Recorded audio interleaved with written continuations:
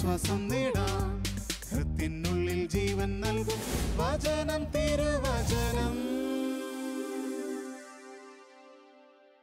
യേശുവിൽ സ്നേഹമുള്ളവരെ, പത്രോസ്ലീഹ എഴുതിയ ഒന്നാമത്തെ ലേഖനത്തിൽ 5-ാമത്തെ അധ്യായം 8-9 തിരുവചനങ്ങൾ നമ്മൾ ധ്യാനിക്കുകയാണ്. നിങ്ങളുടെ ശത്രുവായ പിശാച് അലറുന്ന സിംഹത്തെ പോലെ ആരെ വിഴുങ്ങണം എന്ന് അന്വേഷിച്ചുകൊണ്ട് ചുറ്റി നടക്കുന്നു. വിശ്വാസത്തിൽ ഉറച്ചു നിന്നുകൊണ്ട് അവനെ എതിർക്കുവിൻ.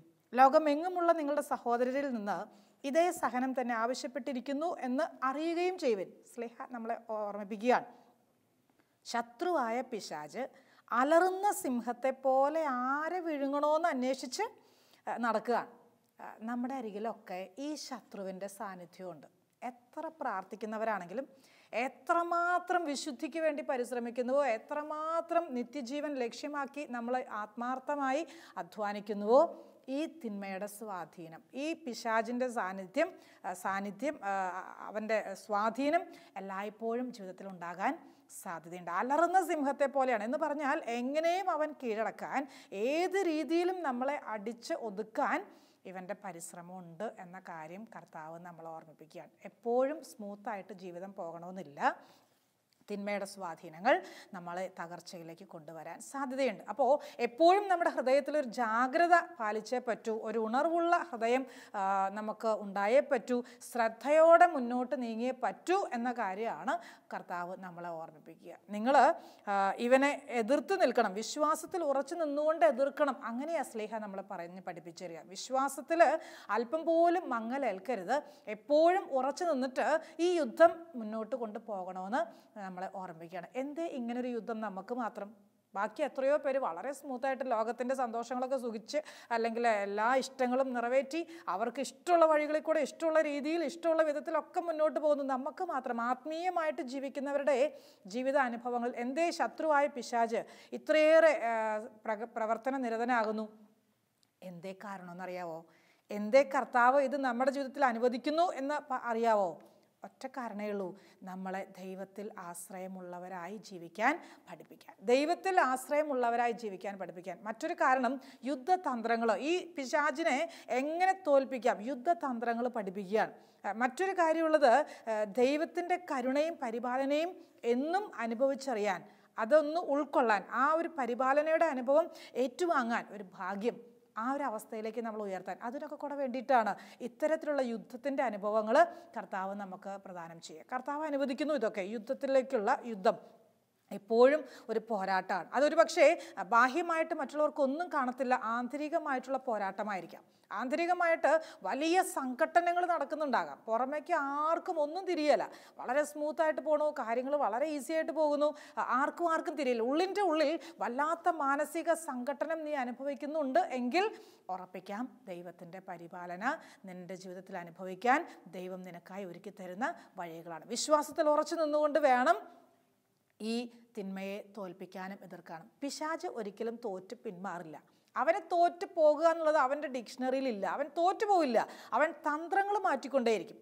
ഒരു പ്രശ്നത്തെ നമ്മൾ അതിജീവിച്ചാൽ അവൻ അടുത്ത പ്രശ്നം കൊണ്ടിടും, ഭംഗിയായി കൊണ്ടുവന്ന് വെക്കും. അവൻ തന്ത്രങ്ങൾ മാറ്റും. അവൻ പരാജയപ്പെട്ടു പോകത്തില്ല. നമ്മൾ അങ്ങനെയല്ല. നമ്മൾ ഇവനെ കാണുന്നതേ നമ്മൾ ഓടി മൂലയിൽ ഒളിക്കും. നമുക്ക് പിന്നെ അവനെ ഭയമാണ്, അല്ലെങ്കിൽ പേടിച്ചിട്ട് യുദ്ധത്തിനിറങ്ങാൻ നമ്മളെ കൊണ്ടാകത്തില്ല. നമ്മൾ യുദ്ധത്തിനോ അയ്യോ ഞാൻ ആ പരിപാടിക്കേ ഇല്ല, നമ്മൾ മാറി നിൽക്കുക ചെയ്യുക. പിശാചിന് യാതൊരു പേടിയില്ല. അവൻ പുതിയ തന്ത്രങ്ങൾ മെനഞ്ഞുകൊണ്ടേയിരിക്കും. അവന് വിശ്രമവും ഇല്ല. അവന് ഒരു ദിവസം പോലും രാത്രി ഉറങ്ങിയില്ലെങ്കിൽ അവന് വിഷയമല്ല, അവൻ ഉറങ്ങുന്നേ ഇല്ല. അവൻ മുഴുവൻ സമയവും യുദ്ധത്തിൽ ഏർപ്പെട്ടുകൊണ്ടിരിക്കുകയാണ്. പ്രിയമുള്ള സഹോദരങ്ങളെ, ഈ പിശാചിനെ തോൽപ്പിക്കാനുള്ള ആത്മബലം കൂദാശകൾ സ്വീകരിക്കുമ്പോൾ അടിക്കടി കർത്താവ് നമുക്ക് തന്നുകൊണ്ടിരിക്കുന്നുണ്ട്. ഒന്നുകൂടെ ഒന്ന് ആത്മാർത്ഥമായി പരിശ്രമിച്ചാൽ ഈ യുദ്ധത്തിൽ വിജയം നമുക്ക് ഉറപ്പാണ്. യോഹന്നാൻ ശ്ലീഹായുടെ 1-ാമത്തെ ലേഖനം 4-ാമത്തെ അധ്യായം 4-ാമത്തെ വചനം പറഞ്ഞ് നമ്മളെ ഓർമ്മിപ്പിക്കുന്നില്ലേ? നിങ്ങളുടെ ഉള്ളിലുള്ളവൻ ലോകത്തിലുള്ളവനേക്കാൾ വലിയവനാണ്. നിങ്ങളുടെ ഉള്ളിലുള്ളവൻ ലോകത്തിലുള്ളവനേക്കാൾ വലിയവനാണ്. ദൈവിക ശക്തി എന്നിലും നിങ്ങളിലും ഉണ്ട്. തിന്മയെ തോൽപ്പിക്കാനുള്ള സകല ശക്തിയും എൻ്റെ ദൈവം എൻ്റെ ഉള്ളിൽ നിക്ഷേപിച്ച് തന്നിട്ടുണ്ട്. ആ വലിയ ശക്തിയോട് കൂടെ തന്നെ തിന്മയെ തോൽപ്പിക്കേണ്ടതുണ്ട് എന്ന് കർത്താവ് നമ്മളെ ഓർമ്മിപ്പിക്കുകയാണ്. ഒരു കാരണവശാലും വീണു പോകല്ല്, തകർന്നു പോകല്ല്, എന്നേക്കുമായി ഞാൻ തകർന്നതേ മുഴുവൻ നിലംപരിശായി അല്ല. നമ്മൾ ഉണർന്നെഴുന്നേറ്റ് വീണ്ടും യുദ്ധം ചെയ്യാൻ കർത്താവ് നമ്മളെ ഓർമ്മിപ്പിക്കുകയാണ്. ഏതെങ്കിലുമൊക്കെ കാരണത്താൽ മറ്റുള്ളവരുടെ ചൂഷണത്തിനിരയായോ അല്ലെങ്കിൽ മറ്റുള്ളവരുടെ സ്വാർത്ഥതയ്ക്കോ ജഡികതയ്ക്കോ മറ്റുള്ളവരുടെ ആസക്തികൾക്ക് വശംപ്പെട്ടോ ഏതെങ്കിലും രീതിയിൽ നമ്മൾ തകർന്നു, വല്ലാതെ ഇനി എഴുന്നേക്കാൻ പറ്റത്തേയില്ല, നടു ഒടിഞ്ഞു വീണുപോയി, അങ്ങനെയാണ് നമ്മുടെ അനുഭവമെങ്കിൽ കർത്താവിൻ്റെ കരം നമ്മളെ സഹായിക്കും. കർത്താവ് നമുക്ക് വേണ്ടി ദൂതന്മാരെ പറഞ്ഞയക്കുമ്പോൾ ഒരു സംശയവും വേണ്ട. ഏതെങ്കിലും രീതിയിൽ തിന്മ നമ്മളെ ഫ്ലാറ്റ് ആക്കുന്ന പോലെ ആക്കിയിട്ടുണ്ടെങ്കിൽ പോലും ദൈവത്തിൻ്റെ സംരക്ഷണവും ദൈവദൂതന്മാരുടെ ഇടപെടലും നമ്മുടെ ജീവിതത്തിലുണ്ടാവും. വിശുദ്ധ അന്തോനീസിൻ്റെ ജീവിതത്തിൽ ഉണ്ടായൊരു സംഭവം ഓർക്കുകയാണ്. വിശുദ്ധ അന്തോനീസിൻ്റെ പിതാവ് നീതിയുള്ള, നിഷ്കളങ്കനായ, ദൈവഭയമുള്ള ഒരു മനുഷ്യനായിരുന്നു. ഒരു കാരണവശാലും ഇദ്ദേഹം അങ്ങനെ പാപം ചെയ്യുക അങ്ങനെ ഇല്ല. നിഷ്കളങ്കനായി ദൈവഭയമുള്ള പ്രാർത്ഥിക്കുന്ന ഒരു മനുഷ്യനായിരുന്നു. ഡോൺ മാർട്ടിനോ, അങ്ങനെ അദ്ദേഹത്തിൻ്റെ പേര്. അങ്ങനെ ഇരിക്കെ ഒരു ദിവസം ഈ ഡോൺ മാർട്ടിനോയുടെ കൊട്ടാര വളപ്പിൽ ഒരു മൃതശരീരം ആരോ കൊണ്ട് മറവ് ചെയ്യുകയാണ്. ആരോ എങ്ങനെയോ കൊന്നിട്ട്, കൊലപാതകം ചെയ്തിട്ട് ഈ ഡോൺ മാർട്ടിനോയുടെ കൊട്ടാര വളപ്പിൽ ഈ മൃതശരീരം കൊണ്ട് മറവ് ചെയ്യുകയാണ്. എന്നിട്ടോ ഡോൺ മാർട്ടിനോ ആണ് ഈ വ്യക്തിയെ കൊന്നത് എന്ന കൊലകുറ്റവും അവർ പറഞ്ഞ് ബോധ്യപ്പെടുത്തുകയാണ്. ഇദ്ദേഹത്തെ അധികാരികൾ പിടിച്ചുകൊണ്ട് പോകുന്നു, വിചാരണ ചെയ്യുന്നു. ഒരു തെളിവും കൊടുക്കാൻ പറ്റുന്നില്ല.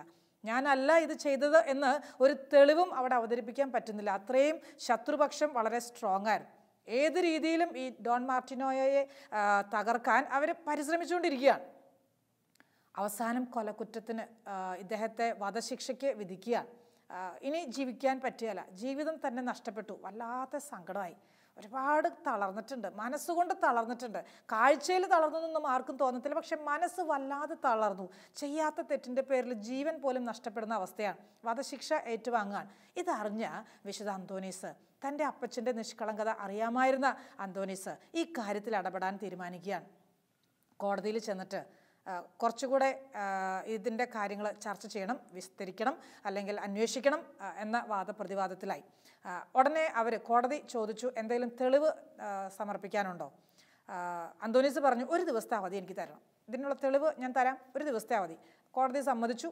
അടുത്ത ദിവസം തെളിവ് സമർപ്പിക്കാനായിട്ട് പോകുന്നതിന് മുമ്പ് കോടതിയുടെ പ്രത്യേക അനുവാദത്തോടെ കൊലപാതകം ചെയ്യപ്പെട്ട് മരിച്ച് ഈ കൊട്ടാര വളപ്പിൽ അടക്കം ചെയ്യപ്പെട്ടിരുന്ന ഈ മൃതശരീരത്തെ ഒരു മഞ്ചപ്പെട്ടിയിലാക്കിയിട്ട് കോടതി മുറിയിൽ കൊണ്ടെത്തിക്കാൻ അനുവാദം അന്തോനീസ് വാങ്ങിയായിരുന്നു. അങ്ങനെ ഈ ഡെഡ് ബോഡി എടുത്ത് ഈ കോടതിയുടെ മുറിയിൽ കൊണ്ടുവച്ചിരിക്കുകയാണ്. കേസ് വിസ്താരം ആരംഭിച്ചു. ചോദ്യങ്ങൾ അങ്ങോട്ടും ഇങ്ങോട്ടും.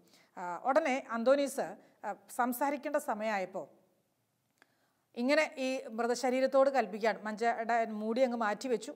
മൃതശരീരത്തോട് പറയാൻ, ദൈവനാമത്തിൽ നിന്നോട് ഞാൻ കൽപ്പിക്കുന്നു, നിന്നെ ആരാണ് ഇതുപോലെ കൊലപാതകം ചെയ്ത് നിന്റെ ജീവൻ നഷ്ടപ്പെടുത്താൻ ഇടയായതെങ്കിൽ സത്യം നീ തുറന്നു പറയണം.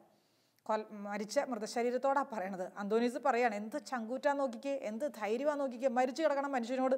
ഏതാനും ദിവസങ്ങൾ പോലും കഴിഞ്ഞു. ആ മനുഷ്യനോടാണ് പറയണത് എഴുന്നേറ്റ് നിന്നിട്ട് കാര്യങ്ങൾ വ്യക്തമായിട്ട് പറയാൻ. മൃതശരീരം എഴുന്നേറ്റ് നിന്നു, കാര്യങ്ങൾ പറയാൻ തുടങ്ങി. ഡോൺ മാർട്ടിനോ പ്രഭു വളരെ നീതിയുള്ളവനാണ്, ദൈവഭയമുള്ളവനാണ്, ഒരു കാരണവശാലും ഒരാളെയും വേദനിപ്പിക്കാത്ത വ്യക്തിയാണ്. ഇദ്ദേഹത്തിൻ്റെ വളർച്ചയിൽ, ഡോൺ മാർട്ടിനോയുടെ വളർച്ചയിൽ അസൂയ പൂണ്ടിട്ട് ഫിലിപ്പിനോ പ്രഭു ചെയ്ത കൊലപാതകമാണിത്. അദ്ദേഹത്തിൻ്റെ ഗൂഢതന്ത്രങ്ങളുടെ ഫലമായിട്ടാണ് എന്നെ കൊല ചെയ്യുക. ഫിലിപ്പിനോ പ്രഭുവിൻ്റെ അടുത്ത സുഹൃത്ത്, ഏറ്റവും ഒറ്റക്കെട്ടായിട്ട് നിന്നിരുന്ന എന്നെ കൊന്നിട്ട് ഈ കൊലകുറ്റം ഈ ഡോൺ മാർട്ടിനോയുടെ മേൽ ചുമത്തുകയായിരുന്നു. അദ്ദേഹമല്ല ഇത് ചെയ്തത്, ഇത് ഫിലിപ്പിനോ പ്രഭുവിൻ്റെ പണിയാണ് എന്ന് പറഞ്ഞ് സത്യം വെളിപ്പെടുത്തിയപ്പോൾ ജഡ്ജിമാരെല്ലാവരും ഇങ്ങനെ അത്ഭുതത്തോടെ ഇരിക്കുകയാണ്. സ്വർഗം ഇടപെടുകയായിരുന്നു. നീതിയുള്ള ഒരു വ്യക്തിയുടെ കണ്ണുനീര് കർത്താവ് കണ്ട ഒരു അനുഭവം. വിശുദ്ധ അന്തോനീസ് വലിയൊരു സത്യം അവിടെ വെളിപ്പെടുത്താൻ ദൈവത്തിൻ്റെ സഹായം ചോദിച്ച് അവിടെ വലിയൊരു വധശിക്ഷയിൽ നിന്ന് തൻ്റെ അപ്പച്ചനെ മോചിപ്പിക്കാൻ പോലും ദൈവത്തിൻ്റെ പ്രവർത്തനത്തിന് കാരണമായി തീരുകയാണ്. പ്രിയമുള്ള സഹോദരങ്ങളെ, എത്രയോ അവസരങ്ങളിൽ ശത്രു ഇതുപോലെ നമ്മളെ ഇനി മുന്നോട്ട് ഒരു അടി വയ്ക്കാൻ പറ്റത്തില്ല, അതുപോലെ നമ്മളെ തകർക്കാൻ സാധ്യതയുണ്ട്. എല്ലാ രീതിയിലും നമ്മളെ തകർക്കാൻ സാധ്യതയുണ്ട്. പക്ഷേ ഈ ശത്രുവിനെ തോൽപ്പിക്കാൻ, ഈ ശത്രുവിൻ്റെ തന്ത്രങ്ങളെ തോൽപ്പിക്കാൻ നമുക്ക് കർത്താവ് യുദ്ധതന്ത്രങ്ങൾ പറഞ്ഞു തരും. എങ്ങനെയാണ് ഇതിനെ അതിജീവിക്കേണ്ടത്, എങ്ങനെയാണ് ഇതിനെ മുന്നോട്ട് കൊണ്ടുപോകേണ്ടത്, ഈ ഒരു പ്രശ്നത്തെ ഏത് രീതിയിൽ പരിഹരിക്കണമെന്ന്, ഏത് രീതിയിൽ കൈകാര്യം ചെയ്യണമെന്ന് കർത്താവ് തന്നെ നമ്മളെ പറഞ്ഞ് പഠിപ്പിച്ചു തരും. വിശ്വാസത്തിൽ ഉറച്ചു നിന്നിട്ട് വേണം യുദ്ധം ചെയ്യാൻ, അവനെ എതിർക്കാൻ. അങ്ങനെയാണ് പത്രോസ് ശ്ലീഹ പറയുക, വിശ്വാസത്തിൽ ഉറച്ചു നിന്നിട്ട്. നിന്റെ വിശ്വാസം അല്പം പോലും കുറഞ്ഞു പോകല്ല്, നിന്റെ വിശ്വാസത്തിന് അല്പം പോലും മങ്ങലേൽക്കല്ല്.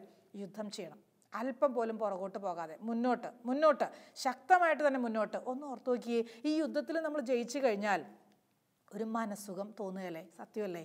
നമ്മൾ ഇത്രയും കഷ്ടപ്പെട്ട് യുദ്ധം ചെയ്തിട്ട് കുറേ മുറിവുകൾ ഏൽക്കേണ്ടി വരും, പരിക്കേൽക്കേണ്ടി വരും. യുദ്ധം ചെയ്യുമ്പോൾ അങ്ങനെയല്ലേ? പരിക്കേൽക്കാതിരിക്കുമോ? മുറിവേൽക്കാതിരിക്കുമോ? ശരീരം മുഴുവൻ ചിലപ്പോൾ മുറിവേൽക്കും, ശരീരം മുഴുവൻ മുറിഞ്ഞ് മുറിഞ്ഞ് ഒറ്റ മുറിവ് പോലെയൊക്കെ ആവും, അതൊക്കെ ഉണ്ടാവും. പക്ഷേ യുദ്ധത്തിൽ വിജയിച്ച് കഴിയുമ്പോൾ നമുക്ക് കിട്ടുന്നൊരു സംതൃപ്തിയുണ്ട്, നമുക്ക് കിട്ടുന്നൊരു സന്തോഷമുണ്ട്. അത് ലോകത്തിൽ ആർക്കും തരാൻ പറ്റുകയില്ല. പക്ഷെ മനസ്സിൽ ഇങ്ങനെ തോന്നും, ഒരു കാരണവശാലും ഈ യുദ്ധത്തിൽ ജയിക്കാൻ പോകുന്നില്ല, ഈ പ്രലോഭനത്തിൽ നിന്ന് രക്ഷപ്പെടാൻ എനിക്ക് പറ്റത്തേയില്ല, ഈ പ്രലോഭനം എന്നെ വീഴ്ത്തിക്കളയും, ഈ പ്രലോഭനത്തിൽ നിന്ന് കരകയറാൻ എന്നെ കൊണ്ട് ആകില്ല. അങ്ങനെ അങ്ങ് മനസ്സ് നിർവീര്യമായി തകർന്നു പോകാൻ സാധ്യതയുണ്ട്. ദൈവത്തിൻ്റെ കരുണയെ സംശയിക്കല്ല്, ദൈവത്തിൻ്റെ നീതിയിൽ സംശയം തോന്നല്ല്, ദൈവത്തിൻ്റെ പരിപാലനയിൽ വിശ്വസിക്കുക. ശത്രുവിൻ്റെ മറ്റൊരു തന്ത്രവാദം, നീ ജയിക്കാൻ പോണില്ല, വെറുതെ യുദ്ധത്തിന് പോകണ്ട, നീ തോൽക്കത്തേ ഉള്ളൂ. അത് ശത്രു ഇങ്ങനെ പറഞ്ഞുകൊണ്ടേയിരിക്കും, അവനിങ്ങനെ മനസ്സിൽ പിറുപിറുത്തു കൊണ്ടേയിരിക്കും. വീണു പോയേക്കല്ല്. പിന്നെയും അവസാനം വരെ ചില സഹനങ്ങൾ, ചില പ്രശ്നങ്ങൾ, ചില പ്രലോഭനങ്ങൾ മരണം വരെ നീണ്ടുപോകും. ചിലപ്പോൾ ഓർത്തു പോകും, കർത്താവേ ഇതെന്തൊരു പരീക്ഷണ, ഇതെത്ര നാളായി, ഇതെത്ര രീതികളിലാണ് ഇത് സംഭവിച്ചുകൊണ്ടിരിക്കുക, എനിക്ക് മാത്രം എന്തേ ഇങ്ങനെ? ചോദിച്ചേക്കല്ല്. എത്ര നാളത്തേക്ക് വേണമെങ്കിലും നീണ്ടുപോട്ടെ, അത് കർത്താവിൻ്റെ പ്രവർത്തനം തന്നെയാണ്. കർത്താവ് തന്നെയാണ് നമ്മുടെ കൂടെയുള്ളത്. ഈ യുദ്ധത്തിൽ ശക്തിയോടെ നമുക്ക് മുന്നോട്ട് പോകണം, വളരെ ഭംഗിയായിട്ട് നമുക്ക് മുന്നോട്ട് പോകണം. ഒരു കാരണവശാലും നമുക്ക് പുറകോട്ടേക്കില്ല. നമ്മുടെ കാലുകൾ മുന്നോട്ട് തന്നെ. നമ്മുടെ കാലുകൾ എങ്ങനെയാണ് ഈ യുദ്ധം ചെയ്യേണ്ടത്? ഏത് രീതിയിലാണ് യുദ്ധം ചെയ്യേണ്ടത്? പ്രാർത്ഥനയാകുന്ന ആയുധം എപ്പോഴും കയ്യിൽ വേണം. അല്ലാണ്ട് യുദ്ധം ചെയ്യാൻ പോയാൽ അങ്ങോട്ട് ഇറങ്ങണ്ട, അതിന് മുൻപേ നമ്മൾ വീഴാൻ സാധ്യതയുണ്ട്. പ്രാർത്ഥനയാകുന്ന ആയുധം നമ്മുടെ കൈകളിൽ എപ്പോഴും വേണം. എത്രയോ വിശുദ്ധര്, മണിക്കൂറുകൾ പ്രാർത്ഥിച്ചിട്ടുള്ള വിശുദ്ധരെ നമുക്കറിയത്തില്ലേ? മദർ തെരേസയൊക്കെ 2 മണിക്കൂറേ ഉറങ്ങാറുള്ളൂ എന്ന്. ബാക്കി സമയം മുഴുവൻ പ്രവർത്തനവും പ്രാർത്ഥനയാണ്. മുഴുവൻ സമയവും 2 മണിക്കൂർ സമൂഹാംഗങ്ങൾ ഒരുമിച്ച് ദൈവസന്നിധിയിൽ ആരാധനയ്ക്ക്, വ്യക്തിപരമായ പ്രാർത്ഥനയ്ക്കൊക്കെ ഇരിക്കണമെന്ന് മദർ തെരേസയുടെ നിർബന്ധമായിരുന്നു. അല്ലാണ്ട് പണിയെടുക്കണ്ട. എത്ര പണിയുണ്ടെങ്കിലും, എത്ര ജോലി ഉണ്ടെങ്കിലും, എത്ര അമിതമായിട്ടുള്ള ജോലി ഭാരം ഉണ്ടെങ്കിലും 2 മണിക്കൂർ തനിച്ചിരുന്ന് പ്രാർത്ഥിക്കാതെ, പ്രാർത്ഥന ഇല്ലാതെ പ്രവർത്തനം വേണ്ട. അങ്ങനെ വാശി പിടിച്ച് പറയുമായിരുന്നു മദർ തെരേസ. വിശുദ്ധ ഇഗ്നേഷ്യസ് ലയോള 7 മണിക്കൂർ വരെയൊക്കെ മുട്ടേ നിൽക്കുമായിരുന്നു. പറ്റുമോ? 7 മിനിറ്റ് മുട്ടേ നിൽക്കുമ്പോഴേക്കും നമ്മുടെ മുട്ട ഒടിഞ്ഞു എന്നാണ് പറയണത്. ഒന്ന് ഓർത്ത് നോക്കിയേ, മണിക്കൂറുകൾ പ്രാർത്ഥിച്ചിട്ടുണ്ട് വിശുദ്ധര്, മണിക്കൂറുകൾ മുട്ടേ നിന്നിട്ടുണ്ട്. ചില വിശുദ്ധരൊക്കെ മെറ്റലയിൽ മുട്ടുകുത്തിയിട്ട് കൈ വിരിച്ച് പിടിച്ച് ത്യാഗത്തോടെ പ്രാർത്ഥിക്കുകയാണ് മണിക്കൂറുകൾ. ചിലപ്പോഴൊക്കെ മുട്ടൊക്കെ പൊട്ടി, മുട്ടൊന്നുമില്ല, പിന്നെ മുട്ടില്ല മുട്ടുകുത്താൻ, എന്നാലും ത്യാഗപൂർവ്വം പ്രാർത്ഥിക്കുകയാണ്. വിശുദ്ധ ജോൺ പോൾ 2 മാർപ്പാപ്പ മണിക്കൂറുകൾ ദൈവസന്നിധിയിൽ പ്രാർത്ഥിക്കുമായിരുന്നു വിശുദ്ധ ബലിക്ക് മുമ്പ്. ഒത്തിരി വിശുദ്ധരുണ്ട് മണിക്കൂറുകൾ. വിശുദ്ധ വിൻസെന്റ് ഫെററൊക്കെ വെളുപ്പിന് 3 മണിക്ക് എഴുന്നേറ്റിട്ട് 4-5 മണിക്കൂറൊക്കെ പ്രാർത്ഥിക്കുമായിരുന്നു. എന്നിട്ട് ബലിയർപ്പിക്കാൻ പോകാറ്. വിശുദ്ധ പാദ്രി പിയോ ഒരു 2-3 മണിക്കൂറെങ്കിലും പ്രാർത്ഥിച്ചിട്ടേ ബലിയർപ്പിക്കാൻ ബലിപീഠത്തിലേക്ക് പോയിട്ടുള്ളൂ. എല്ലാ വിശുദ്ധരും അങ്ങനെയാണ്. എല്ലാ വിശുദ്ധരും പ്രാർത്ഥനയിൽ ആനന്ദം കണ്ടെത്തിയവരായിരുന്നു അവർ. പ്രാർത്ഥിച്ച് തിന്മയെ തോൽപ്പിക്കാനുള്ള ആത്മബലം നേടിയെടുത്തിട്ടുള്ളവരായിരുന്നു അവർ ദൈവസന്നിധിയിൽ. വേറെ ജോലി ഇല്ലാത്തതുകൊണ്ടല്ല, ജോലിയൊക്കെ ഉണ്ട്, അതൊക്കെ കഴിഞ്ഞിട്ട് ജോലിയുടെ സമയം, ജോലിക്കൊന്നും ഒരു ഉഴപ്പമില്ല, അതൊക്കെ ആത്മാർത്ഥമായിട്ട് ചെയ്തിട്ട് തന്നെ ദൈവസന്നിധിയിൽ സമയം ചെലവഴിക്കാൻ മനസ്സ് വെക്കുമ്പോൾ കർത്താവ് നമുക്ക് വേണ്ടി യുദ്ധം ചെയ്യുന്ന അനുഭവമാണ്. വിശുദ്ധ ഫൗസ്റ്റീന ഓർക്കുന്നില്ലേ? രാത്രികളും മുഴുവനും ദൈവത്തിൻ്റെ കൂടെയാണ്. ദിവ്യകാരുണ്യനാഥൻ്റെ അടുത്താണ്. രാത്രി മുഴുവനും എന്ന് പറഞ്ഞാൽ എല്ലാ ദിവസവും അല്ല, പറ്റുന്നിടത്തോളം സമയം രാത്രി കാലങ്ങളിൽ ഇഷ്ടമാണ് ഈശോയുടെ കൂടെ ഇരിക്കാൻ. ഈശോയുടെ കൂടെ ഇരിക്കാൻ ആരുമില്ലല്ലോ, തന്നെ പോയിരുന്നിട്ട് കുറേ കാര്യങ്ങൾ പറയാലോ. ഈശോയും ഞാനും തന്നെയാകുന്ന അവസരത്തിൽ എത്ര കാര്യങ്ങൾ പറയാൻ പറ്റും, എത്ര സന്തോഷമാണ്, എത്ര സാന്നിധ്യ അനുഭവമാണ്. ഈശോയുടെ കൂടെ ഇരിക്കുക ഒന്ന് അനുഭവിച്ച് നോക്കിയേ. മണിക്കൂറുകളിരിക്കാൻ, വെളുപ്പിനൊക്കെ എഴുന്നേൽക്കുമ്പോൾ മടി തോന്നി പിന്നെയും കിടന്നുറങ്ങാതെ വെളുപ്പിനെ കർത്താവിൻ്റെ മുൻപിൽ, രാവിലെ പ്രഭാതം ദിവസം ആരംഭിക്കുന്നത് കർത്താവിൻ്റെ കൂടെയാണെങ്കിൽ ആ ദിവസത്തിൽ ആ കരം കൂടെ ഉണ്ടാവും. ആ ദിവസം മുഴുവനും തിന്മയെ തോൽപ്പിക്കാനുള്ള വലിയ ശക്തി ആ പ്രാർത്ഥനയിലൂടെ തന്നെ കർത്താവ് നമുക്ക് തരും. ഒരു സംശയവും വേണ്ട. അടുത്തൊരായുധമുണ്ട്, സ്നേഹത്തിൻ്റെ ആയുധം. സ്നേഹിക്കാൻ നല്ലൊരു മനസ്സ്. എളുപ്പമല്ല എല്ലാവരെയും സ്നേഹിക്കാൻ, എളുപ്പമല്ല, ഒട്ടും എളുപ്പമല്ല. എല്ലാ നേരം ബുറുബുറുന്ന് പറയുന്ന ഭാര്യയെ സ്നേഹിക്കാൻ എളുപ്പമല്ല. എന്തിനും കംപ്ലൈൻറ്റ് പറയുന്ന അമ്മ എത്ര പൈസ കൊണ്ടു കൊടുത്താലും പറയും 5 പൈസ തന്നിട്ടില്ല, എന്നെ നോക്കിയിട്ടേ ഇല്ല, പരാതി മാത്രമേ ഉള്ളൂ. എത്ര നല്ല ഭക്ഷണം ഉണ്ടാക്കി കൊടുത്താലും അപ്പച്ചൻ പറയും എന്നെ എന്നും പട്ടിണിക്ക് ഇടുകയാണ്. അങ്ങനെയാണ് കുടുംബ അന്തരീക്ഷം എങ്കിൽ പോലും സ്നേഹത്തിൻ്റെ ആയുധം കയ്യിലുണ്ടെങ്കിൽ അവരെയൊക്കെ അതൊക്കെ മറന്നു കളഞ്ഞിട്ട് അതിലേക്കൊന്നും വലിയ ശ്രദ്ധ കൊടുക്കാതെ, അത് കേട്ടു നമുക്ക് ചെയ്യേണ്ടത് ഭംഗിയായിട്ട് ചെയ്തിട്ടുണ്ടെങ്കിൽ അതൊന്നും കാര്യമായിട്ട് എടുക്കാതെ വീണ്ടും യുദ്ധം ചെയ്യാൻ നിനക്ക് മനസ്സുണ്ടെങ്കിൽ അത്ഭുതങ്ങൾ കാണും, അടയാളങ്ങൾ കാണും, കർത്താവിൻ്റെ പ്രവർത്തനം കാണും. ഞാൻ ഓർക്കാണ് ഒരു സഹോദരൻ അവൻ്റെ അനുഭവം പറഞ്ഞത്. ഭാര്യ നല്ല പ്രതീക്ഷയോടെ വിവാഹ ജീവിതത്തിലേക്ക് പ്രവേശിച്ചതാണ്. നല്ല ജോലിയൊക്കെയുള്ള നല്ല മോനാണ്, നല്ല മിടുക്കനാണ്. ഭാര്യ ഗർഭിണിയായി പ്രസവിക്കാറായ ആ സമയത്താണ് അറിയുക മനസ്സിൻ്റെ സമനില തെറ്റിയിട്ടുണ്ട്, ഭാര്യയ്ക്ക് എന്തൊക്കെയോ പ്രശ്നങ്ങളുണ്ട്. പിന്നീട് പതുക്കെയാണ് അറിയുക വിവാഹത്തിന് മുമ്പേ ഇങ്ങനത്തെ മനസ്സിന് അസ്വസ്ഥതയുണ്ടായിരുന്നു, പക്ഷേ അറിഞ്ഞിട്ടില്ലായിരുന്നു. ഒരു ചതിയിൽപ്പെട്ട പോലെയായി. എങ്കിലും ഈ സഹോദരൻ പറയാണ്, ഞാൻ അവളെ ഉപേക്ഷിക്കാൻ തയ്യാറായില്ല സിസ്റ്ററെ. എളുപ്പമല്ലായിരുന്നു. കൊച്ചിനെ പ്രസവിക്കണവരെ അത്രയും വലിയൊരു കോംപ്ലിക്കേറ്റഡ് മാറ്ററായിട്ട് തോന്നിയിട്ടില്ല. മെഡിസിനൊക്കെ എടുക്കുന്നുണ്ട്, വല്ലാതെ അരിശപ്പെടും, വല്ലാതെ ചീത്ത വാക്കുകൾ വിളിക്കും, ദേഹോപദ്രവമൊക്കെ ചെയ്യും. കല്യാണം കഴിഞ്ഞിട്ട് അധികമായിട്ടില്ല പോലും, എന്നിട്ട് പോലും ഭർത്താവിനെ ഇടി ഒക്കെ ഭാര്യയാണ് ചെയ്യുന്നത്. എന്നാലും ഇവനിതൊക്കെ സഹിച്ചു, പാവം ഒന്നും പ്രതികരിച്ചിട്ടില്ല. ഈ സഹോദരൻ പറയാണ്, സിസ്റ്ററെ ഭാര്യ പ്രസവിച്ചിട്ട് ഒരു 2 ആഴ്ചയൊക്കെ കഴിഞ്ഞ് കൊച്ചിനെ എനിക്കെപ്പോഴും ജോലിക്ക് പോകണമല്ലോ, ഇവളെ മുഴുവൻ സമയം നോക്കിയിരിക്കാൻ പറ്റത്തില്ല, ഇവളുടെ വീട്ടിലുള്ളവരോടും ഇവൾക്ക് ദേഷ്യമാണ്, ഇഷ്ടമില്ല. അപ്പം വേറെ ആർക്കും അങ്ങനെ വന്ന് നിൽക്കാനും പറ്റത്തില്ല. എങ്കിലും അത്യാവശ്യത്തിന് സഹായിക്കാനൊക്കെ വീട്ടിൽ 1-2 പേരുണ്ട് താനും. ഒരിക്കൽ അമ്മ വന്ന് നോക്കുമ്പോൾ ഈ ഭാര്യ കൊച്ചിൻ്റെ മുഖത്തേക്ക് ഛർദ്ദിച്ചിടുകയാണ്. കൊച്ചാണെന്നൊന്നും ഇവൾക്ക് അറിയത്തില്ല. ഇവൾ അത്രയും മനസ്സിൻ്റെ സമനില തെറ്റിയിട്ടുണ്ട്. കൊച്ചു കിടന്ന് കൈകാലിട്ട് അടിച്ച് കരഞ്ഞിട്ടും ഇവൾക്കതൊന്നും ഇവൾ അറിയുന്നേയില്ല. ഒരു പ്രത്യേക അവസ്ഥയിലാണ്. അത്രയും മനസ്സിൻ്റെ സമനില വിട്ടുപോയൊരു മോള്. പലപ്പോഴും മാനസിക രോഗ ആശുപത്രിയിലൊക്കെ കൊണ്ടുപോയി കുറേ ചികിത്സയൊക്കെ ചെയ്യേണ്ടി വന്നു. ഇപ്പം കൊച്ചിന് 3-4 വയസ്സൊക്കെ ആയി. ഈ സഹോദരൻ പറയാ, ചില ദിവസങ്ങളിലൊക്കെ വല്ലാത്ത സങ്കടം തോന്നും സിസ്റ്ററെ, വല്ലാതെ മനസ്സ് വേദനിക്കും. പക്ഷേ ഈശോ എന്നെ ഇതുവരെയും പലരും എന്നോട് പറഞ്ഞു വിട്ടേര്, സ്വന്തം വീട്ടിലേക്ക് വിട്ടേര്, കൊച്ചിനൊക്കെ കൊണ്ട് തന്നെ നോക്കട്ടെ, നിന്നെ കൊണ്ട് ഇതെല്ലാം കൊണ്ട് പറ്റത്തില്ല. പലരും ഉപദേശിച്ചു വിട്ടുകളഞ്ഞേക്കാൻ, ഡൈവോഴ്സ് ചെയ്യാൻ. ഇല്ല സിസ്റ്ററെ, ഞാനതിനെ ഒരു രീതിയിലും പ്രോത്സാഹിപ്പിച്ചിട്ടില്ല. ഒരു സ്നേഹവും എനിക്ക് അവളിൽ നിന്ന് കിട്ടിയിട്ടില്ല, ഒരു പരിഗണനയും കിട്ടിയിട്ടില്ല. ഒരു കാരണവശാലും എനിക്കൊരു സപ്പോർട്ട് എന്ന് പറയാൻ എനിക്ക് ജീവിതത്തിലില്ല, അന്നുമില്ല ഇന്നുമില്ല, ഞാനത് പ്രതീക്ഷിക്കുന്നുമില്ല. പക്ഷേ ഈശോയുടെ സഹായം അതെനിക്കുണ്ട്, എനിക്കത് മതി. കുറെ കൂടെ പ്രാർത്ഥിക്കാൻ ഈശോ തന്ന അവസരമാണ്. നല്ല പോലെ സ്നേഹിക്കുന്ന, എന്നെ മനസ്സിലാക്കുന്ന ഒരു ഭാര്യ ആയിരുന്നെങ്കിൽ ഒരുപക്ഷെ ഞാൻ ഈശോയെ സ്നേഹിക്കില്ലായിരുന്നു, ഒരുപക്ഷെ ഞാൻ ഈശോയുടെ വഴിയിലൂടെ പോകില്ലായിരുന്നു. ഇന്ന് പ്രാർത്ഥിക്കാനും ആത്മീയ ശുശ്രൂഷകളിലൊക്കെ ഒരുപാട് സഹായിക്കാനും എളിയ രീതികളിൽ അവർ പറ്റുന്ന പോലെ ചെയ്യാൻ ഒത്തിരി ഓടി നടക്കുന്ന ഒരു മോൻ കഴിഞ്ഞ ദിവസവും കണ്ടപ്പോൾ സന്തോഷത്തോടെ കാര്യങ്ങളൊക്കെ പങ്കുവയ്ക്കുകയാണ്. ഈശോയുമായിട്ടുള്ള ആത്മീയ ബന്ധത്തിലൊക്കെ വളരാൻ പറ്റുന്ന കാര്യങ്ങളൊക്കെ പറഞ്ഞപ്പോൾ എൻ്റെ കണ്ണ് നിറഞ്ഞു പോയി. കാരണം ഒരുപാട് സഹിക്കുന്നുണ്ട്, ഒരുപാട് ആരുമില്ല സഹായിക്കാനൊക്കെ, സാമ്പത്തികമായിട്ടൊക്കെ ബുദ്ധിമുട്ട് അനുഭവിക്കുമ്പോൾ ആരുമില്ല കൂടെ നിൽക്കാൻ. പക്ഷെ ഒത്തിരി അതൊക്കെ ഈശോയ്ക്ക് നല്ല മനസ്സോടെ കൊടുത്ത് മുന്നോട്ട് പോകുന്നൊരു സഹോദരൻ. നിങ്ങളുടെ ശത്രുവായ പിശാച് അലറുന്ന സിംഹത്തെ പോലെ ആരെ വിഴുങ്ങണമെന്ന് അന്വേഷിച്ച് നിങ്ങളുടെ ചുറ്റുമുണ്ട് കേട്ടോ, നിങ്ങളുടെ ചുറ്റുമുണ്ട്, വീട്ടിനുള്ളിലുണ്ട്, വീട്ടിന് ചുറ്റുമുണ്ട്, നിങ്ങൾ ജോലി ചെയ്യുന്ന സ്ഥലത്തുണ്ട്. ആരിലൂടെയും ഈ തിന്മയുടെ സ്വാധീനം വരാം, ആരിലൂടെയും നിന്നെ സ്വാധീനിക്കാം, ഏത് രീതിയിലും നിന്നെ തകർക്കാൻ അവൻ പരിശ്രമിക്കാം. മനസ്സിടിഞ്ഞു പോകല്ലേ, വിശ്വാസത്തിൽ ഉറച്ചു നിന്നിട്ട് അവനെ തോൽപ്പിക്കാൻ പറ്റണം. മറ്റൊരായുധമാണ് ക്ഷമയുടെ ആയുധം. ക്ഷമ എളുപ്പമല്ല, അല്പം പോലും എളുപ്പമല്ല. പ്രാർത്ഥനയും സ്നേഹമൊക്കെയുള്ള ഹൃദയത്തിലെ ക്ഷമിക്കാൻ പറ്റത്തുള്ളൂ. ചിലർ പറയും ക്ഷമിക്കാം സിസ്റ്ററെ, പക്ഷെ മറക്കാൻ പറ്റുകയില്ല. ക്ഷമിച്ചു പോട്ടെ സാരമില്ല, പക്ഷെ മറക്കാൻ പറ്റുകയില്ല. എന്നാലും അങ്ങനെയൊക്കെ ചെയ്തതല്ലേ, അതെങ്ങനെയാണ് മറക്കാൻ പറ്റുന്നത്? പിന്നെയും അവരുടെ തോളയിൽ കൈയിട്ടിട്ട് അവരുടെ ഒപ്പം നടക്കുക, അവരുടെ ഒപ്പം പോയിരുന്ന് ഭക്ഷണം കഴിക്കുക, അവരുടെ ഒപ്പം പള്ളിയിൽ പോയി പ്രാർത്ഥിക്കുക. അത് ഇച്ചിരി പെയിൻഫുള്ളാണ്, അത് ഇച്ചിരി വേദനാജനകമാണ്.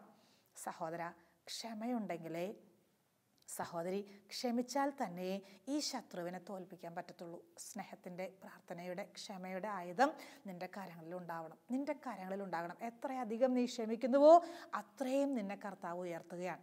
എത്രയധികം നീ ക്ഷമിക്കുന്നുവോ അത്രയേറെ ദൈവത്തിൻ്റെ കയ്യൊപ്പ് നിനക്ക് കിട്ടുകയാണ്, സ്വർഗത്തിൻ്റെ കയ്യൊപ്പ് നിനക്ക് കിട്ടുകയാണ്. നീ ഓരോ പ്രാവശ്യം ക്ഷമിക്കുമ്പോൾ സ്വർഗത്തിൻ്റെ കയ്യൊപ്പ്, ഇതെൻ്റെ മോൻ, ഇതെൻ്റെ മോള്, ഇവൻ എൻ്റെ പ്രിയപ്പെട്ട മകൻ, ഇവളെൻ്റെ പ്രിയപ്പെട്ട മകൾ. സ്വർഗത്തിൻ്റെ കയ്യൊപ്പ്, ഒരു അറ്റസ്റ്റേഷൻ കിട്ടുകയാണ്, ഒരു സിഗ്നേച്ചർ കിട്ടുകയാണ്. ഈ അറ്റസ്റ്റേഷൻ കിട്ടിയാലോ നമ്മൾ പിന്നെ സ്വതന്ത്രരാണ്, നമ്മൾ പിന്നെ ഫ്രീ ബേർഡാണ്. നമ്മളെ തോൽപ്പിക്കാൻ ഒരു തിന്മയ്ക്കും സാധ്യമല്ല. സ്വർഗത്തിൻ്റെ കയ്യൊപ്പ് നിൻ്റെ ഹൃദയത്തിൽ വീണിട്ടുണ്ടോ, നിനക്ക് ശത്രുവിനെ തോൽപ്പിക്കാൻ പിന്നെ ബുദ്ധിമുട്ടില്ല. ഭാര്യയോട് ക്ഷമിക്കാൻ, ഭർത്താവിനോട് ക്ഷമിക്കാൻ, അകലെയുള്ളവരോട് ക്ഷമിക്കാനൊക്കെ നമുക്ക് ഈസിയാണ്. അത് വലിയ പ്രശ്നമുള്ള കാര്യമില്ല. എബ്രാസിമ പറയും, മാർപ്പാപ്പയോടും മെത്രാന്മാരോടൊക്കെ ക്ഷമിക്കാൻ എളുപ്പമാണ്. കൂട്ടത്തിലുള്ളവരോട്, ഒരു വീട്ടിൽ കഴിയണവരോട്, ഒരേ മുറിയിൽ കഴിയുന്നവരോട്, ഒരുമിച്ച് ഒരു ഡൈനിങ് ടേബിളിൽ ഭക്ഷണം കഴിക്കുന്നവരോട്, അവരോടൊക്കെ ക്ഷമിക്കുക എന്ന് പറഞ്ഞാലാണ് വിഷമം. അവരോടൊക്കെ മനസ്സ് തുറന്നൊന്ന് ചിരിക്കാൻ, അതിനൊക്കെയാണ് വിഷമം. എബ്രാസിമയുടെ വാക്കുകളാണ്. പ്രിയമുള്ള സഹോദരങ്ങളെ, മനസ്സ് തുറന്ന് അവരെ സ്നേഹിക്കാൻ, ഒന്ന് ക്ഷമിക്കാൻ, സാരമില്ല എന്ന് പറഞ്ഞിട്ട് മായ്ച്ചു കളയാൻ, എന്നേക്കുമായിട്ട് മായ്ച്ചു കളയാൻ. ചില കാര്യങ്ങൾ ഇങ്ങനെ ഓർമ്മയിലേക്ക് വരും. ദൈവത്തിൻ്റെ വചനം ചിലപ്പോൾ ഓർമ്മ വരികയല്ല, മനുഷ്യർ പറഞ്ഞ ചില വാക്കുകൾ ഇങ്ങനെ മനസ്സിലേക്ക് ഇങ്ങനെ എക്കോ ചെയ്തുകൊണ്ടിരിക്കും. അങ്ങനെ പറഞ്ഞില്ലേ, അങ്ങനെ പറഞ്ഞില്ലേ. ചിലർ പറയും, സിസ്റ്ററെ കത്തിക്കിട്ടൊരു കുത്തും, എന്നിട്ട് ആ കത്തി കൊണ്ടൊരു ഇളക്കുണ്ട്. അതാണ് ഏറ്റവും സഹിക്കാൻ പറ്റാത്തത്. സത്യമല്ലേ? ചില സഹനങ്ങൾ, ചില പ്രതികൂല സാഹചര്യങ്ങൾ, ചില തിരസ്കരണങ്ങൾ, ചില വിധി കൽപ്പിക്കലുകൾ, ചില വിമർശനങ്ങൾ, അതൊക്കെ മനസ്സിന് തരുന്ന വല്ലാത്തൊരു ഭാരമുണ്ട്. അതൊക്കെ മനസ്സിൽ തരുന്ന വല്ലാത്തൊരു മുറിവുണ്ട്. ഈശോ കൂടെ ഉണ്ട് കേട്ടോ. ഈശോ ഉണ്ട് നിൻ്റെ അരികിൽ. ഈശോ ഉണ്ട് നിന്നെ സഹായിക്കാൻ. പരിശുദ്ധ അമ്മ ഒരുപാട് ക്ഷമിച്ച് നമുക്ക് മാതൃക കാണിച്ചു തന്നിട്ടുണ്ട്. ഈ തിന്മയുടെ തല തകർത്ത പരിശുദ്ധ അമ്മ എപ്പോഴും നിൻ്റെ കൂട്ടത്തിലുണ്ട്. നിന്നെ വേദനിപ്പിച്ചവർക്ക് വേണ്ടിയിട്ട്, നിന്നെ തകർത്തവർക്ക് വേണ്ടിയിട്ട് ഒരു ജപമാല ചൊല്ലാൻ പറ്റുമോ? അവരെ ഒന്ന് സമർപ്പിച്ച് ദൈവമേ അനുഗ്രഹിക്കണേ, അവരുടെ ശിരസിൽ നീ ഒന്ന് കൈവെക്കണേ എന്ന് നിനക്ക് പറയാൻ പറ്റുമോ? എങ്കിൽ ഈ ക്ഷമയുടെ ആയുധം കൊണ്ട് ശത്രുവിനെ നിനക്ക് എളുപ്പം തോൽപ്പിക്കാം. ശത്രു എത്ര പുതിയ ട്രിക്ക് കൊണ്ടുവന്നാലും, എത്ര വലിയ തന്ത്രങ്ങൾ അവൻ രൂപപ്പെടുത്തിയാലും നീ പേടിക്കണ്ട, നീ ഭയപ്പെടേണ്ട. നിനക്ക് വിജയം ഉറപ്പ്. നിന്റെ ജീവിതത്തിൽ നിനക്ക് വിജയം ഉറപ്പ്. ശത്രുവിൻ്റെ തന്ത്രങ്ങളെ തോൽപ്പിക്കാൻ പുതിയ യുദ്ധതന്ത്രങ്ങൾ, പുതിയ യുദ്ധമുറകൾ നിന്റെ കർത്താവ് നിന്നെ പരിശീലിപ്പിക്കും. നിന്റെ കർത്താവ് നിന്നെ അതിനൊരുക്കുകയും ചെയ്യും. നമുക്ക് വിശ്വസിക്കാം. സകല തന്ത്രങ്ങളിൽ നിന്ന് ഞങ്ങളെ മോചിപ്പിക്കണേ എന്ന്, സാത്താൻ്റെ സകല ശക്തികളിൽ നിന്ന് ഞങ്ങളെ മോചിപ്പിക്കണമേ എന്ന്. ക്ഷമയുടെയും പ്രാർത്ഥനയുടെയും സ്നേഹത്തിൻ്റെയും ഈ ആയുധങ്ങൾ നമ്മൾ കൈകളിലെടുക്കുമ്പോൾ ഉപവാസവും വളരെ നല്ലതാണ്. ഉപവസിച്ചുള്ള പ്രാർത്ഥന ഏറെ നമ്മളെ സഹായിക്കും. ഉപവസിച്ചുള്ള പ്രാർത്ഥന, ത്യാഗം സഹിച്ചുള്ള പ്രാർത്ഥന, നമ്മുടെ ഇഷ്ടങ്ങളെ വേണ്ട എന്ന് വെച്ചുള്ള പ്രാർത്ഥന, നമ്മുടെ മോഹങ്ങളെ, കൊച്ചു കൊച്ചു താല്പര്യങ്ങൾ വേണ്ട എന്ന് വെച്ച് പ്രാർത്ഥിക്കുമ്പോൾ അതിന് വലിയ ശക്തിയാണ്. അങ്ങനെ നമ്മുടെ ശരീരത്തിൻ്റെ മോഹങ്ങളെയും ലോകസുഖങ്ങളിലേക്കുള്ള നമ്മുടെ ചായ്വുകളെയൊക്കെ നമ്മൾ അതിജീവിച്ച് മുന്നോട്ട് നീങ്ങുന്നു എങ്കിൽ ദൈവികമായിട്ടുള്ള സംരക്ഷണം നമുക്ക് ഉറപ്പ്. ഈ യുദ്ധത്തിൽ നമുക്ക് മുന്നോട്ട് പോകാൻ തന്നെ സാധിക്കും. കർത്താവിൻ്റെ സഹായം നമുക്ക് എപ്പോഴും കൂട്ടിനുണ്ടാവും. ഒരു നിമിഷം ഒന്ന് കണ്ണുകൾ അടച്ച് കൈകൾ കൂപ്പി നമുക്ക് പ്രാർത്ഥിക്കാം. കർത്താവേ, കുഞ്ഞുനാൾ മുതൽ ഈ സമയം വരെയും ഒരുപാട് പിശാചിൻ്റെ തന്ത്രങ്ങൾക്ക് ഞാൻ അടിമപ്പെട്ടു പോയിട്ടുണ്ട്. വിജയിക്കാൻ പറ്റുകയില്ല എന്ന് കരുതിയിട്ട് തളർന്നിരുന്നിട്ടുണ്ട്. ഞാൻ യുദ്ധത്തിനില്ല എന്ന് പറഞ്ഞ് പിന്മാറിയിട്ടുണ്ട് പലപ്പോഴും. എൻ്റെ ഈശോയെ, ശത്രുവിൻ്റെ തന്ത്രങ്ങളെ തിരിച്ചറിയാനും എതിർത്ത് തോൽപ്പിക്കാനും വിശ്വാസത്തിൽ ഉറച്ചു നിൽക്കാനും എനിക്ക് ആത്മബലം തരണേ എന്ന് പ്രാർത്ഥിക്കുന്നു. എനിക്ക് ആത്മീയ കരുത്ത് നൽകണേ എന്ന് പ്രാർത്ഥിക്കുന്നു. പുതിയ പുതിയ തന്ത്രങ്ങൾ എനിക്കെതിരെ വരുമ്പോൾ മനസ്സിലാക്കാനും എതിർത്ത് തോൽപ്പിക്കാനും അങ്ങനെ യുദ്ധത്തിൽ വിജയം വരിക്കാനും നിൻ്റെ നാമത്തെ മഹത്വപ്പെടുത്താനും എന്നെ സഹായിക്കണേ ഈശോയെ. എൻ്റെ കൂടെ ഉണ്ടാകണേ ഈശോയെ. നിത്യം പിതാവും പുത്രനും പരിശുദ്ധാത്മാവുമായ സർവേശ്വര എന്നേക്കും ആമേൻ.